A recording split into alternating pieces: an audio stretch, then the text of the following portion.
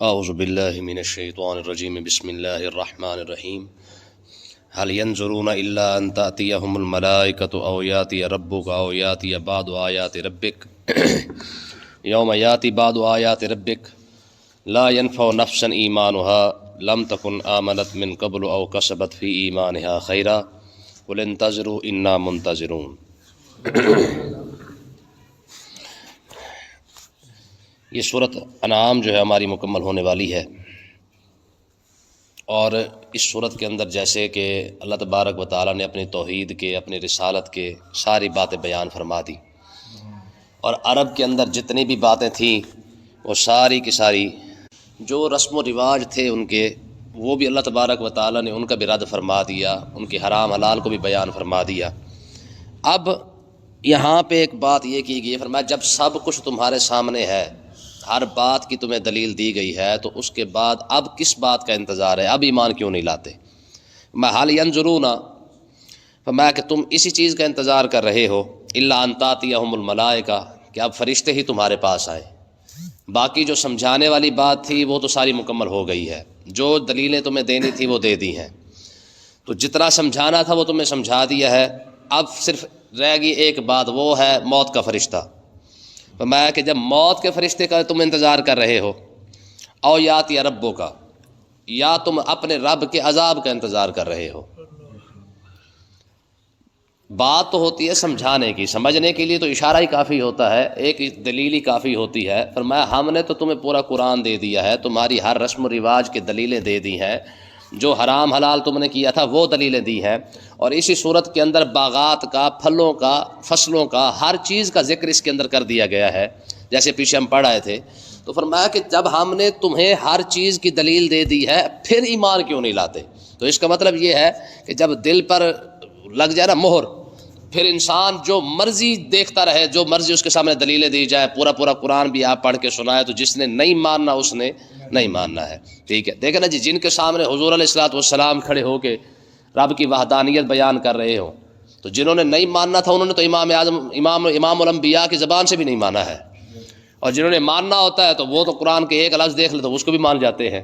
تو اللہ تعالیٰ نے ارشاد فرمایا او یاتی بعض آیات ربک، فرمایا کہ یا تم فرشتوں کا انتظار کر رہے ہو کہ موت کے فرشتے آئے اور تمہارا کام کر دیں، یا پھر تم اپنے رب کے عذاب کا انتظار کر رہے ہو، او یاتی بعض آیات ربک، یا پھر تم اپنے رب کی کسی نشانی کا انتظار کر رہے ہو۔ کس چیز کا تمہیں انتظار ہے؟ کیوں کلمہ نہیں پڑھتے؟ اب اور کون سی دلیل تمہیں چاہیے؟ ہم نے تو ہر چیز تمہارے اوپر واضح کر دی ہے۔ اب آگے دھمکی دیکھیں، فرمایا یوم یاتی بعض آیات ربک، فرمایا جس دن تیرے رب کی نشانی ظاہر ہو جائے گی نا، لا ينفع نفسا ایمانها، پھر کسی شخص کو اس کا ایمان فائدہ نہیں دے گا۔ مطلب کیا ہے؟ سورج کا مغرب سے طلوع ہو جانا، یعنی قیامت کا آ جانا۔ فرمایا اب تم کلمہ نہیں پڑھتے، اب تم ایمان نہیں لاتے نا، فرمایا کہ اب تو تمہیں لگتا ہے کہ شاید ہمیں بڑی ڈھیل دی گئی ہے، کچھ بھی نہیں ہوتا، خیر ہے۔ فرمایا کہ اب تم انتظار کے اندر ہو کہ تمہیں اور کون سی دلیل دی جائے۔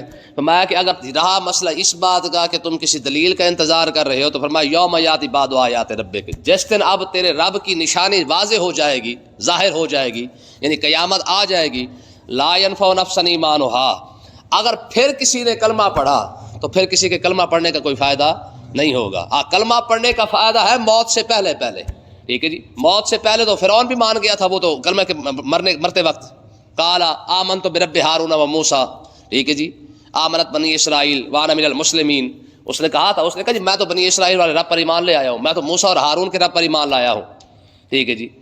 تو اللہ تبارک و تعالیٰ نے ارشاد فرمایا کہ اگر مرتے وقت تجھے کلمہ یاد آ گیا ہے، موت کو دیکھ کر، موت کے فرشتوں کو دیکھ کر تجھے اگر کلمہ یاد آیا تو اس کا کوئی فائدہ نہیں ہوگا۔ لم تکن آمنت من قبل، فرمایا کہ جس شخص نے ایمان قبول نہیں کیا تو موت کو دیکھنے کے بعد اگر وہ ایمان لایا تو اس کو ایمان اس کا کوئی فائدہ نہیں دے گا۔ او کسبت فی ایمانہا خیرا، اب یہ اگلے لوگوں کو بات کی جا رہی ہے جو ایمان لائے۔ فرمایا کہ رہا مسئلہ ایمان والوں کا، او کسبت فی ایمانہا خیرا، فرمایا کہ ایمان لانے کے بعد اگر موت سے پہلے پہلے کسی نے اچھے عمل کر لیے تو قبول ہو جائیں گے، موت کو دیکھنے کے بعد اگر کسی نے کوئی اچھا کام کیا تو اس کا اچھا عمل بھی قبول نہیں کیا جائے گا۔ دو باتیں، پہلی بات کہ کافر کا کلمہ اس وقت ہی قبول کیا جائے گا جب وہ موت سے پہلے پہلے کر لے گا. رہا مسئلہ مسلمان کا، تو مسلمان کیونکہ کلمہ پڑھ چکا ہے، ایمان لا چکا ہے، تو اب اس کا اچھا عمل بھی تب ہی قبول ہوگا جب موت سے پہلے پہلے کرے گا. موت کو دیکھ کر اگر اس نے کلمہ پڑھا، اپنا اچھے عمل کرنا شروع کر دیے. یہ تو حدیث پاک ہے. آقا علیہ الصلوۃ والسلام نے ارشاد فرمایا کہ اگر کسی شخص نے مرنے کے وقت جو ہے وہ کہہ دیا کہ فلانی چیز میری صدقہ کر دینا، فلانی چیز یوں کر دینا، فلانی خیرات کر دینا، فلانا کام بھی کر دینا، فلانا کام بھی کر دینا، تو آقا علیہ السلام نے ارشاد فرمایا اب اسے کرنے کا کوئی فائدہ. ہاں جب ساری زندگی تھی نہ کرنے کے لیے تو پھر اس وقت تو کیا نہیں ہے. جب مرنے لگا دیکھا کہ اب تو بچنے کے چانس تو ہے کوئی نہیں ہے، اب بیٹھ کے وصیت کر رہا ہے کہ جناب اللہ فلانی چیز بھی صدقہ کر دو، فلانی چیز خیرات کر دو، فلانا نیک کام بھی کر دینا، فلانا اچھا کام کر دینا، تو میں حضور نے ارشاد فرمایا کہ اب ایسی کوئی اس کی نیکی کا کوئی فائدہ نہیں ہے. تو اس کا مطلب یہ ہے کہ اچھے عمل کا فائدہ بھی تب ہی ہے جب بندہ مرنے سے پہلے پہلے کر لے، اور ایمان کا فائدہ بھی تب بھی ہے. جیسے اب ہمارے پاس چانس ہے کہ ہم جو مرضی جتنی مرضی نیکیاں اکٹھی کرنا چاہے کر سکتے ہیں، جو اچھا کام کرنا چاہے کر سکتے ہیں. تو جو اللہ معاف کر جو سکرات کے عالم کے اندر، نزاع کے عالم کے اندر پڑا ہے کوئی شخص، ٹھیک ہے نا جی، اب وہ کہے جی میں 2 مربع زمین صدقہ کر رہا ہوں، 2 فیکٹریاں میں اللہ کے نام پہ دے رہا ہوں، تو جب دینے کا ٹائم تھا تو اگر 1 روپیہ بھی دیتا تو اس کا بھی فائدہ ہو جاتا.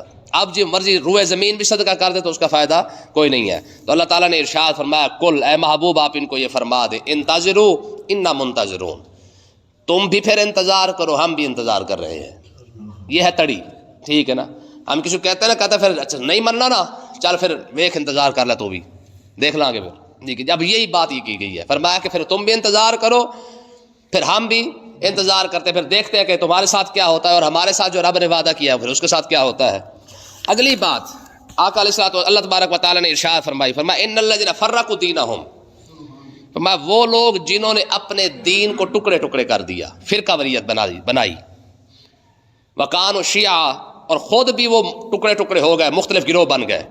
لست منہم فی شیء، اے محبوب آپ کا ان کے ساتھ کوئی تعلق نہیں ہے جنہوں نے دین کو ٹکڑے ٹکڑے کیا ہے. یہاں پہ بڑی خوبصورت بات ہے. پہلی بات تو سمجھے کہ فرقہ وریت جو ہوتی ہے نا، یا کیونکہ فرقہ وریت کی بات ہو رہی ہے، ذرا اس کو وضاحت کے ساتھ سمجھ لیں. یہاں سے جو مراد ہے نا فرقہ وریت کی، اس سے مراد یہودی اور عیسائی ہے.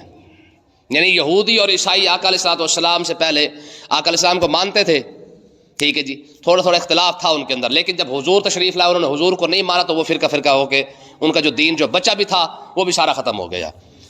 اب یہ لفظ شیعہ یہاں پہ آیا ہے تو شیعہ حضرات ایک بونگی مارتے ہیں، وہ کہتے ہیں جی قرآن مجید کی آیت ہے وَإِن مِّن شِیعَةِ ابراہیم. اچھا اس سے مراد وہ کیا لیتے ہیں؟ کہتے ہیں جی ابراہیم علیہ السلام بھی شیعہ تھے، ٹھیک ہے، کہتے ہیں جی یہ قرآن کا فیصلہ ہے. حالانکہ وَإِن مِّن شِیعَةِ ابراہیم کا مطلب یہ ہے کہ ابراہیم علیہ الصلوۃ والسلام جو ہے نا وہ بھی انبیاء کے گروہ میں سے ہے. یاد رکھیں نوح علیہ السلام کے بعد ابراہیم علیہ السلام کا جو زمانہ ہے نا، نوح علیہ السلام اور ابراہیم علیہ السلام کا، وہ 2600 سال کا فاصلہ ہے. نوح علیہ السلام ابراہیم علیہ السلام سے بھی 2600 سال پہلے آئے ہیں، 2640 سال پہلے آئے ہیں. اور نوح علیہ السلام اور ابراہیم علیہ السلام کے درمیان صرف 2 نبی آئے ہیں بس، ایک ہود علیہ السلام ہے، دوسرا صالح علیہ السلام ہے. ان 2600 سالوں کے اندر تیسرا کوئی نبی بھی نہیں آیا. تو اللہ تعالیٰ نے کیونکہ 2600 سال کا فاصلہ تھا تو اللہ تعالیٰ نے ارشاد فرمایا وَإِن مِّن شِیعَةِ ابراہیم، فرمایا میرا ابراہیم بے شک آیا 2600 سال بعد ہے، لیکن ہے یہ بھی نوح علیہ الصلوۃ والسلام کی جماعت میں سے. یعنی جس طرح نوح علیہ السلام جماعت ہے، صالح علیہ الصلوۃ والسلام نبی ہے، نوح علیہ السلام نبی ہے، ہود علیہ السلام نبی ہے، فرمایا میرا ابراہیم بھی ویسے ہی نبی ہے. یعنی یہ ان کی جماعت ہے، یہ جو نبیوں کی جماعت چلتی آ رہی ہے، میرا نبی بھی انہی میں، میرا ابراہیم بھی انہی میں سے ہے. اب ترجمہ یہ ہے، شیعہ کیا جبل مارتے ہیں، کہتے جی یہ لفظ شیعہ بتا رہا ہے کہ ابراہیم علیہ السلام کیا تھے. ہم نے کہا چلو لطیفہ سمجھ لیں، اگر اس لفظ شیعہ سے ثابت ہو رہا ہے نا کہ ابراہیم علیہ السلام شیعہ سے، تو قرآن مجید کے اندر 20ویں پارے کے اندر ہے ان فرعون علا فی الارض وجعل اہلھا شیعا. فرمایا ابراہیم، جب فرعون نے ان فرعون علا فی الارض، جب فرعون نے زمین کے اندر فساد پھیلایا نا، وجعل اہلھا شیعا، اس کا ساتھ دینے والے بھی شیعہ تھے. یہ لفظ شیعہ سے جو بات تم لے رہے ہو، چلو پھر اسی بات کو مان لے کر تم کہتے ہو ابراہیم علیہ السلام شیعہ تھے تو فرعون کے ساتھ دینے والے بھی شیعہ تھے. پھر اگلی اس بات، پھر قرآن مجید یہ کہہ رہا ہے ان الذین فرقوا دینہم، میں جنہوں نے اپنے دین کو ٹکڑے ٹکڑے کیا، وکانوا شیعا، وہ کون تھے؟ وہ شیعہ تھے. ہم جو معنی تم کر سکتے ہو وہ معنی ہم بھی کر سکتے ہیں. تو مطلب کیا ہے؟ شیعہ کا ویسے لفظی معنی کیا ہوتا ہے؟ ساتھی، ہمدرد، دوست، یہ مطلب ہوتا ہے. مولا علی رضی اللہ تعالیٰ عنہ سے پوچھا گیا جناب یہ جو آپ کے شیعہ نے علی ہیں وہ دعویٰ کرتے ہیں جی ہم آپ کے بڑے خیر خواہ ہیں. تو مولا علی نے فرمایا یہ جو میرے شیعہ نے علی ہے نا، جو میرے شیعہ ہیں، آپ نے فرمایا جنگ لگ جائے سارے دوڑ جائیں گے. یہ مولا علی نے کہا تھا. تو بہرحال اللہ تعالیٰ نے ارشاد فرمایا جن لوگوں نے اپنے دین کو ٹکڑے ٹکڑے فرقہ وریت کے اندر کر لیا، وکانوا شیعہ، اور خود بھی ٹکڑے ٹکڑے ہو گئے، لست منہم فی شیء، محبوب آپ کا ان کے ساتھ کوئی تعلق نہیں ہے. مطلب کیا ہے کہ یہودی اگر مان جاتے، عیسائی مان جاتے تو پھر تو اچھی بات تھی، وہ آپ کی امت کے اندر آ جاتے. جب وہ خود ہی ٹکڑے ٹکڑے ہو گئے ہیں، خود ہی فرقہ وریت بنا لی ہے، تو پھر کیا کریں گے اس وقت؟ تو یاد رکھیں آقا علیہ الصلوۃ والسلام نے ارشاد فرمایا میری امت کے اندر بھی فرقہ وریت ہوگی. تو اس کا مطلب ہے کہ اب کوئی شخص کہتا ہے نا جی میرا کسی فرقے سے تعلق نہیں ہے، سمجھو مسلمان بھی نہیں ہے. یہ یاد رکھیں.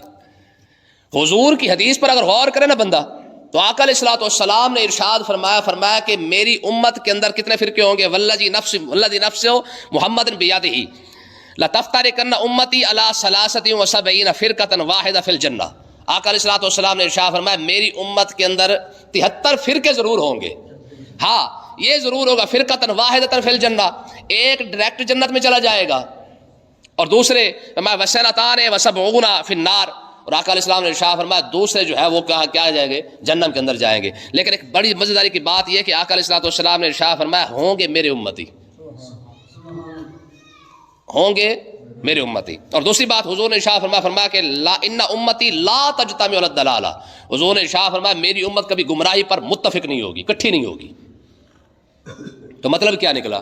مطلب یہ ہے کہ اگر فرقہ وریت بن رہی ہے نا تو اس کا مطلب ہے کہ علماء کا آپس میں اختلاف کسی بات میں، ٹھیک ہے نا.